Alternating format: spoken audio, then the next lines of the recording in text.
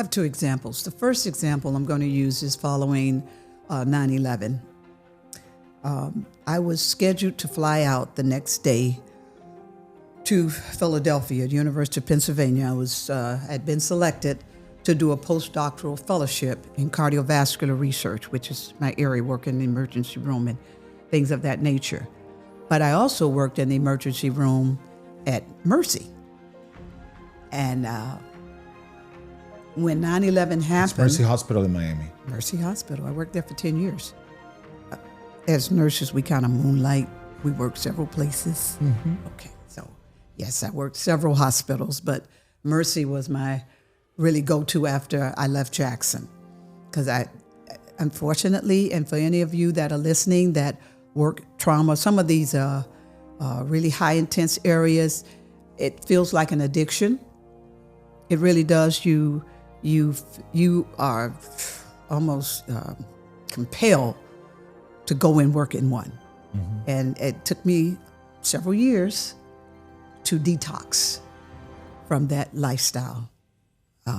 On the spot, I thought I will eyeball you when you walk in a room. I could pretty much tell you all about you. If you have a limp, if you have a wink, if you have the droop. And that's how I was trained. And it took a very long time to get away from that. How do I realize that I am in a toxic place that I probably need to get away from because I've had too much of it? It's an addiction. And you are compelled. I have to go. I have to find an ER. I have to work in a trauma center. You know it.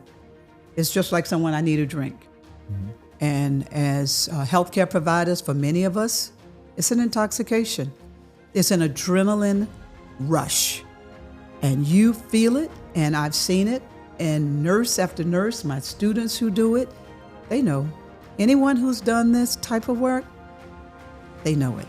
And they know they have to detox from it if they ever want to be back to normal again. And I'm thinking that not only in healthcare, this could happen in the financial world, working in Wall Street, these days on social media, where you're like, oh my God, I just jumped out of somewhere to somewhere and it gave me 1 million followers, and you get that adrenaline going on. Absolutely. And so this is a challenge for our young people, and those that are constant posters, whether it's Instagram or whatever, and they live for that day. It's also a quiet warning because you're exposing yourself to the world. And there are not always good people out there mm-hmm. who are tracking you. So we have to be very cautious in that. But back to a time when I saw mental health was so clear was at Mercy. It was the day after. It was the day, was it not? No, it was not even the day after. It was the same day because when the planes hit, I'll never forget. You always know 9/11. You always know where you were at the time that this occurred, correct? You know where you were. Absolutely. September 11, 2001. Exactly. I was on I-95 headed towards not Rickenbacker, but the causeway to go to Mercy Hospital. Mm-hmm. And I heard it on the news and I couldn't believe it. And it was like the world stopped. And so when I got to work, there was panic and chaos. And the ones that were struggling the most were medical doctors and psychiatrists. Why? It came full circle that how we try to help people cope in these situations, they found out that they did not have those coping skills when it was imminent danger, life-threatening. And so we spent a lot of time trying to calm them down. How do you help yourself when you're in a situation of high stress, high emotions, terrible news cycle, mm-hmm. Things where you're feeling bombarded from many different places in your life? What could be, what has worked for you that you would recommend to somebody younger that could help in a moment of crisis in terms of mental health? No, you have to stay focused.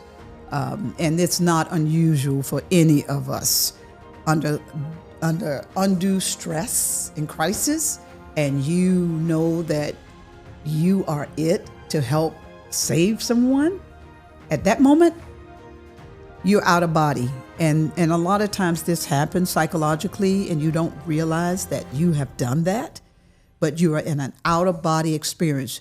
You are on remote, you moving, you're doing everything that you know you're supposed to do, and you do it well. But at the end of that day, when now things are calm, this is when you feel every pain in your body. All the people you moved that you did not have the physical strength to do, but you did it.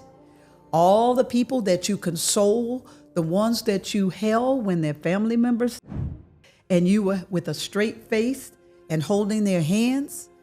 At the end of the day, when that adrenaline now has gone, it all comes full circle on you. And at that point, you need help, and you have to recognize it, and you need to go get it. Don't play hero. You need help.